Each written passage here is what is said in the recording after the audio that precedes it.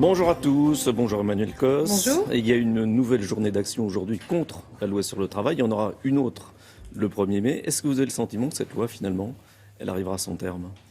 Écoutez, cette loi, elle va être présentée la semaine prochaine par Mme El Khomri à l'Assemblée nationale. Il y a eu de la discussion avec les députés en commission il y a 15 jours. Maintenant, c'est la discussion en séance plénière. Et il me semble que maintenant, on est dans une phase justement où on est après les interrogations, un texte de loi qui a été enrichi, des syndicats qui le soutiennent, et que maintenant, ce texte de loi va vivre sa vie législative. Mais il y a aussi des syndicats qui réclament encore son retrait. Oui, absolument. Et vous l'avez dit, il y a une journée d'action aujourd'hui, mais ils ont le droit d'être sur cette position. Mais on voit aussi que maintenant, il y a une volonté de la ministre du Travail d'aller au bout de cette loi, et y compris de répondre aux questions du renforcement du dialogue social, de renforcement des droits des salariés, un certain nombre de sujets. Et ça me semble important que ce débat ait lieu à l'Assemblée dans des très bonnes conditions. C'est pas une loi d'inspiration libérale ? Alors écoutez, on dit toujours ça dès qu'il y a une critique sur cette loi.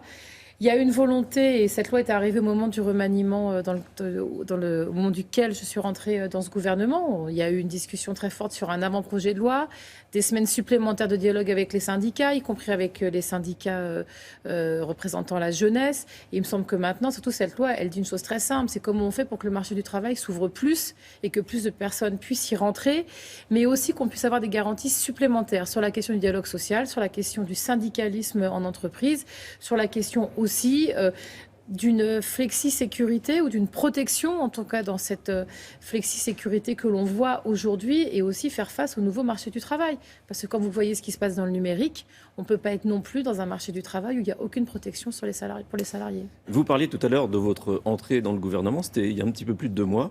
En même temps, vous quittiez la direction d'Europe Écologie Les Verts. Aujourd'hui, Europe Écologie Les Verts a décidé de ne pas faire d'accord avec les socialistes pour les prochaines législatives.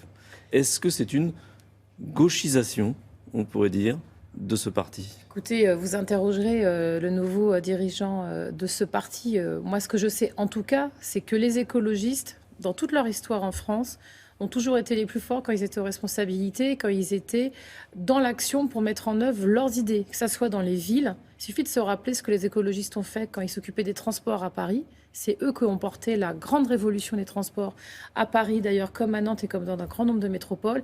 Ce qu'on a fait au gouvernement sous Lionel Jospin ou sous Jean-Marc Ayrault et aujourd'hui sous Manuel Valls. Et l'ELV peut faire ce qu'il souhaite, hein, c'est son affaire. Mais est-ce qu'il y a gauchisation ou pas, selon vous ? Je n'en sais rien. Ce que je vois, c'est qu'il y a une volonté... Vous avez une petite idée quand même. Il y a une volonté, en tout cas, de ne plus vouloir construire avec d'autres partis de la gauche pour des échéances électorales. Et moi, je le regrette parce que je vais vous dire, c'est un peu ce qui m'a amené à rentrer dans ce gouvernement. Il y a une urgence écologique. Nous le savons très bien. Ce n'est pas pour rien qu'il y a eu la conférence sur le climat en décembre à Paris. Nous devons avoir des politiques qui changent radicalement sur ces sujets-là. Et on ne peut pas être constamment dans la demande d'un changement de politique sur la prise en compte de l'écologie, de l'environnement, de la protection de la nature, et refuser d'être aussi dans le jeu des responsabilités. Moi, je préfère être aujourd'hui dans la place dans laquelle je suis en qualité de ministre du Logement, m'occuper de ces questions-là, de la rénovation énergétique des logements, qui est un chantier immense pour le pays, plutôt que d'être à côté, en dehors, et de regarder les choses se passer.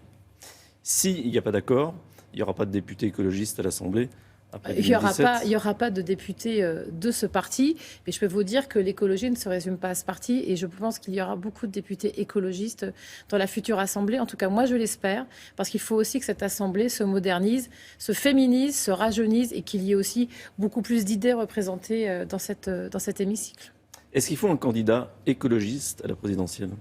Je pense surtout, je vous dis franchement, qu'il faut absolument que la question de l'écologie soit représentée dans la campagne présidentielle. En 2012, il y avait une candidate écologiste, Eva Joly, et je ne suis pas certaine que ça fut le meilleur moyen pour porter les idées de l'écologie, vu le résultat que nous avons obtenu.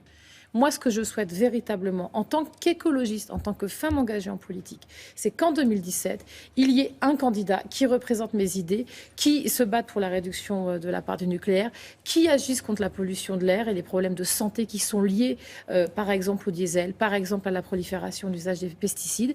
Et c'est pour cette raison que je pense qu'il faut surtout que ce soit ces idées, un programme, des engagements très forts qui soient pris. Et ça passe en tout cas par quelqu'un qui aura en soi les idées défendues par des écologistes. Ce quelqu'un, ça pourrait être François Hollande ? Ça peut évidemment être François Hollande.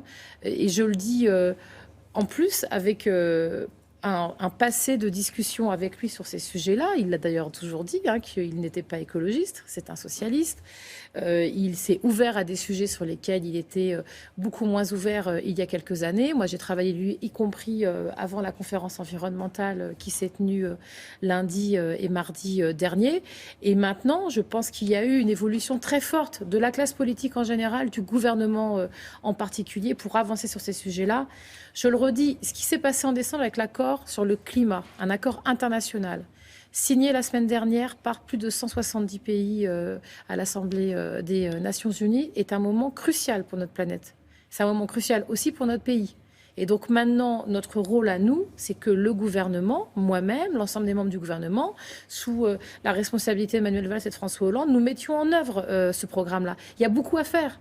Il y a beaucoup à faire. Rien qu'en matière de logement, ce que je vous disais tout à l'heure, aider l'ensemble des Français à rénover leur logement, à réduire leur facture d'énergie, à sortir d'un habitat qui n'est pas durable, à changer leurs conditions de vie, est un enjeu extrêmement important, et en particulier pour réduire les émissions de gaz à effet de serre.